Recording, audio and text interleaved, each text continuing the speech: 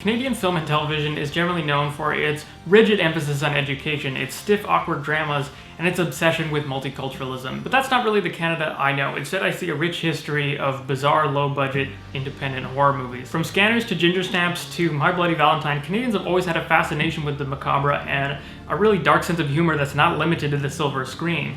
Maybe it's because we started them so young. Here's half a dozen creepy and crazy Canadian kid shows that make Goosebumps look like Mr. Rogers.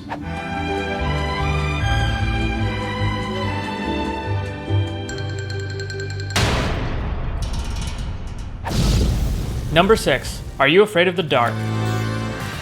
Are You Afraid of the Dark is a creepy little anthology series hosted by the Midnight Society, a club that shares stories of the unexplained and paranormal in the dark of the forest at night.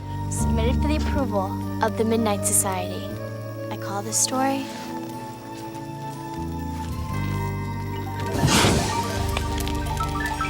Tale of C7. Details of the recurring cast are revealed through their stories and the brief analysis surrounding them, but the bulk of the time is spent in the stories themselves, which range from classic parables and fairy tales updated to contemporary times to modern urban legends. While it was clearly inspired by The Twilight Zone, tonally it sits somewhere between Goosebumps and X-Files, with slightly less stylized visuals and arguably a more mature tone than its more famous cousin, Goosebumps. The show is a fantastic intro into the traditions of macabre storytelling for young viewers. It's hard to believe it hit the airwaves a full 5 years before Goosebumps and just 1 year after Tales from the Crypt, paving a bold new path for spooky shows that didn't mollycoddle young audiences. Are You Afraid of the Dark was created by Ned Candle and young adult author DJ McHale, and ran for 91 episodes and 7 years with a 3-year gap in 1996 on YTV in Canada and Nickelodeon in the US. It's also notable for guest appearances that introduce future celebrities like Ryan Gosling and Neve Campbell. Number 5. Tales from the Crypt Keeper. Inspired by HBO's live-action Tales from the Crypt series, which in turn was inspired by the incredible EC Comics, Tales from the Crypt Keeper applies a fresh coat of child-friendly, cheesy 90s animation to everyone's favorite anthology franchise, compliments of Nelvana's animation powerhouse in Toronto. As in the HBO series, the voice of John Kassir brought to life the Crypt Keeper host.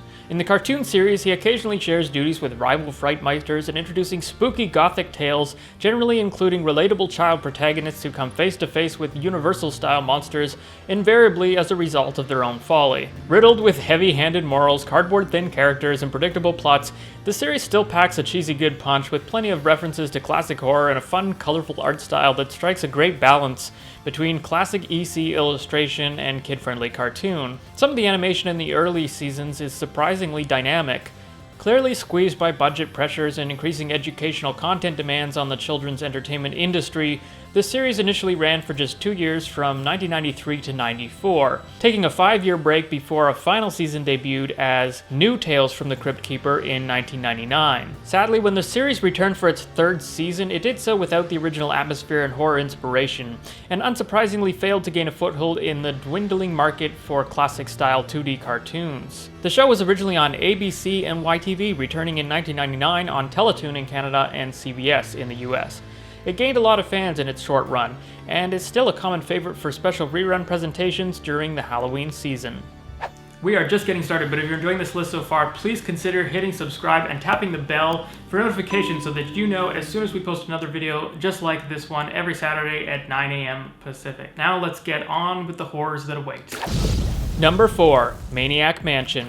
Back when LucasFilms was a thing, and LucasArts was still LucasFilm Games, their point-and-click adventure Maniac Mansion was making major waves in the industry, with its tongue-in-cheek humor, compelling character animations, and surprising depth.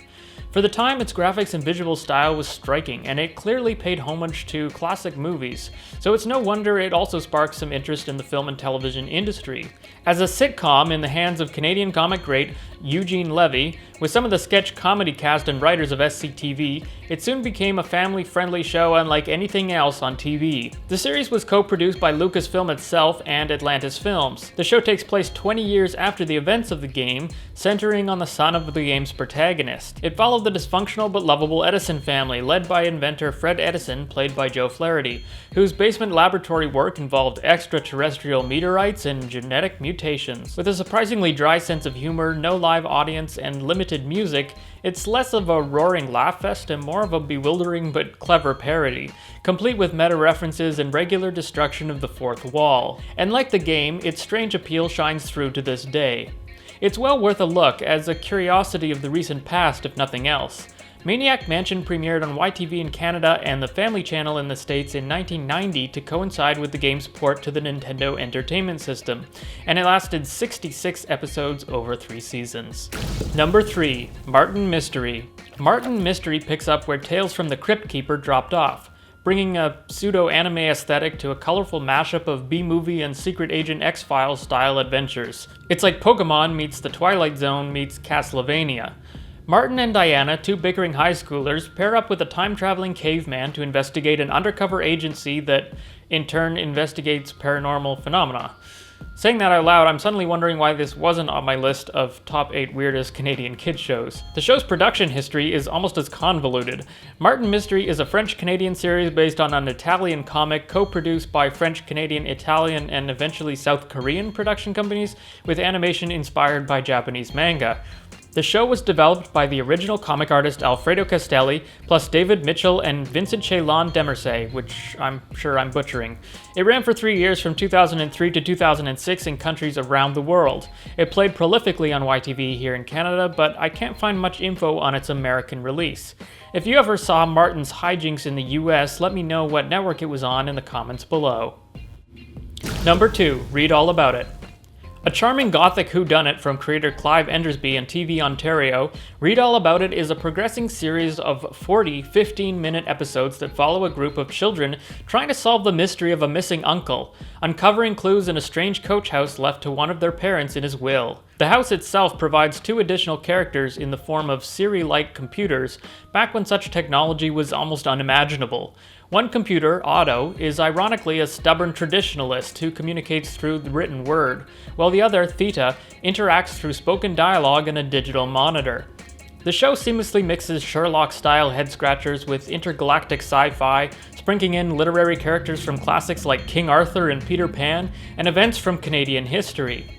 Despite a very humble budget, it's just as charming and fantastical as it sounds, and its lessons in spelling, grammar, and problem-solving rarely feel forced. And its use of early personal computers and text puzzles in family-friendly mysteries bears a striking resemblance to the 1992 PBS-BBC series Ghostwriter, a personal childhood favorite. While far from action-packed, it has some pretty creepy elements too, at least for its target demographic, despite being 10 years older than the other shows on this list. Among the show's stars was David Collard, who went on to write for Family Guy and thrillers like Out of Time.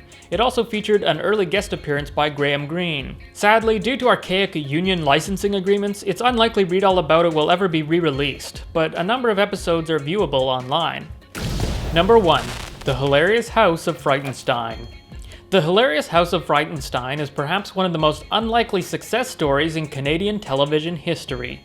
Dreamt up over a champagne party in the hotel room of theater producer Riff Markowitz, the concept for a B-movie-inspired horror sketch variety show for children must have seemed outlandish even by 1971 standards. But an independent station based out of Hamilton, Ontario hedged its bets and backed the project. What emerged was just as zany as it sounds on paper, albeit with a surprising high production value and makeup effects, enigmatic, witty humor, and plenty of genuinely educational segments. Smartly, the show was crafted specifically to work for 2 very different time slots: early mornings for elementary and middle school kids, and alongside the typical B-movie reruns late at night for teenage nerds and college stoners, with an appreciation for alternative humor. The strategy worked wonders, and Freightenstein was a success both domestically and abroad.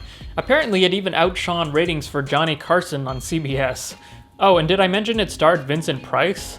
Although technically it only ran for 1 season, a whopping 130 50-minute episodes were created in just 9 months, and played in a variety of formats for decades to come.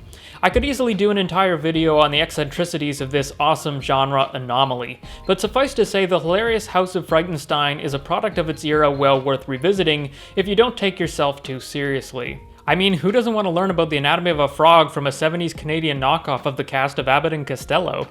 No! No, Igor. No! Listen, it isn't the most funniest, it's the funniest. Do you understand? You can't say most funniest, just funniest. I see. And just like that, that is the video for today, guys. Thanks so much for watching. I'm Joseph, and this is Buzzcuts, a channel all about strange entertainment history and all the weird cinematic anecdotes that you never knew you cared about. Let me know in the comments below, what were your favorite horror-themed kids shows or cartoons growing up? And I'll catch you next time. New videos every Saturday at 9 a.m. Pacific.